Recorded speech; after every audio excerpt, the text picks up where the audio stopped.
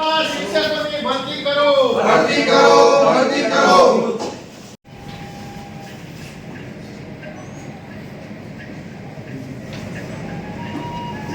શિક્ષકોની ખાલી જગ્યા માટે છે।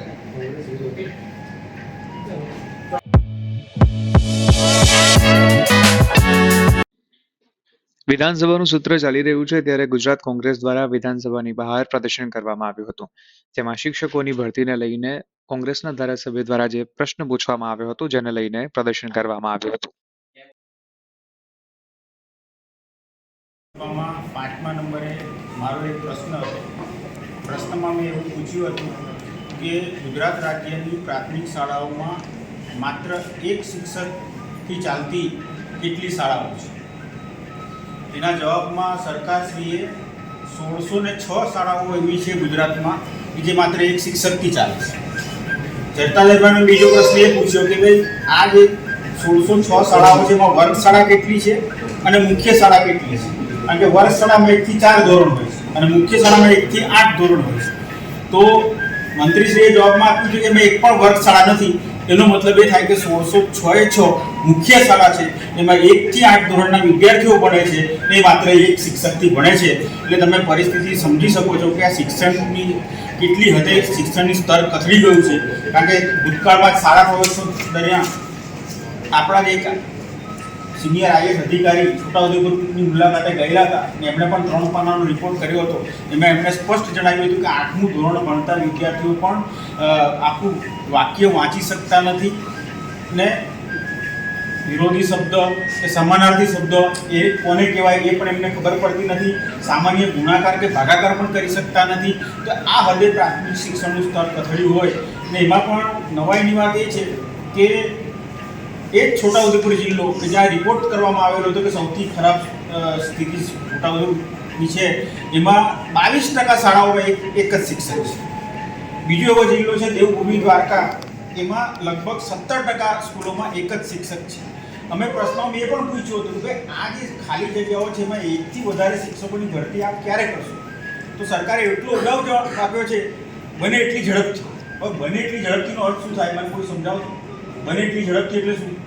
સરકારે ચોક્કસ વિધાનસભામાં જવાબ આપતી હોય તો સમય મર્યાદા સાથે જવાબ આપવાનો હોય કે 1 વર્ષમાં કરીશું, કે શાળાનું સત્ર શરૂ થાય ત્યારે કરીશું, કે દિવાળી વેકેશન પછી કરીશું। અને જેમ બને એમ ઝડપથી આવો ઉડાવ જવાબ પણ સરકાર દ્વારા આપવામાં આવ્યો છે। અને નવાઈની વાત એ છે કે ગયા વર્ષે આ જ પ્રશ્ન માર્ચ મહિનામાં વિધાનસભામાં પૂછવામાં આવ્યો। એ વખતે સરકારશ્રીનો જવાબ હતો કે એક શિક્ષકથી ચાલતી શાળાઓ લગભગ 754 છે। તો એક વર્ષમાં એ 754ની જગ્યાએ 700 થવી જોઈએ, 500 થવી જોઈએ, ઘટવી જોઈએ। એની જગ્યાએ આ વર્ષે એક વર્ષ પછી 1606 પર પહોંચી। એટલે વિચાર કરો કે ગ્રામીણ ક્ષેત્રે એક બાજુ સરકાર શાળામાં ગીતાના પાઠ ભણાવવાની વાત કરે છે અને ગીતાનો સાર લોકોમાં જાય અને લોકો ભગવદ્ ગીતાને અનુસરે એવી સરકારની ઈચ્છા છે, પણ ગીતા વાંચી શકે એવી લાયક વિદ્યાર્થીઓ તો બનાવો। એના માટે શિક્ષકોની તો ભરતી કરો, એ તો સરકાર કરતી નથી। તો કેવી રીતે આ શાળાના વિદ્યાર્થીઓ ગીતા વાંચી શકશે અને ગીતાનો સાર મનમાં ઉતારી શકશે ને એ ગીતાના સારનું આચરણ કરી શકશે? એટલે જે પ્રકારનું જે પ્રાથમિક શાળાને બીજી મહત્ત્વની વસ્તુ એ છે કે અત્યારે પરિસ્થિતિ એવી છે કે પ્રાથમિક શાળામાં કોઈ આચાર્ય બનવા તૈયાર નથી, કારણ કે એને ભણાવવા સિવાયનું એટલી બધી કામગીરી સોંપવામાં આવે છે। ઘણા લોકો આચાર્ય બન્યા એ ડાયાબિટીસ અને બ્લડ પ્રેશર જેવા રોગના શિકાર બની ગયા। ઘણા લોકોએ તો આમાંથી બચવા માટે વહેલું વય મર્યાદા પહેલાંની નિવૃત્તિ લઈ લીધી।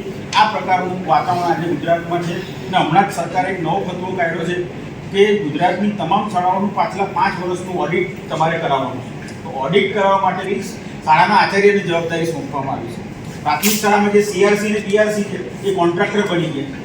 સવાર પડે સિમેન્ટનો ભાવ શું છે, સ્ટીલનો ભાવ શું છે, રેતી પણ ક્યાંથી લાવવાની, કપચી ક્યાંથી લાવવાની, ઓરડાનું બાંધકામ અને પછી એના બિલો લખવાના, બિલો મંજૂર કરાવવા જવાના। એટલે ભણાવવા સિવાયની તમામ પ્રવૃત્તિઓ પ્રાથમિક શાળાના શિક્ષકો કરી રહ્યા હોય એનાથી પ્રાથમિક શાળાનું સ્તર એકદમ કથળી ગયું છે। ગુજરાતનું શિક્ષણ ખાડે ગયું છે, પણ સરકાર લાદવાને બદલે ગાજવાનું, વાહી મેળવવાનું વિધાનસભામાં કાર્ય કરી રહી હોય ત્યારે આપના માધ્યમથી આ વસ્તુ લોકો સુધી પહોંચે એવી આપ સૌને વિનંતી।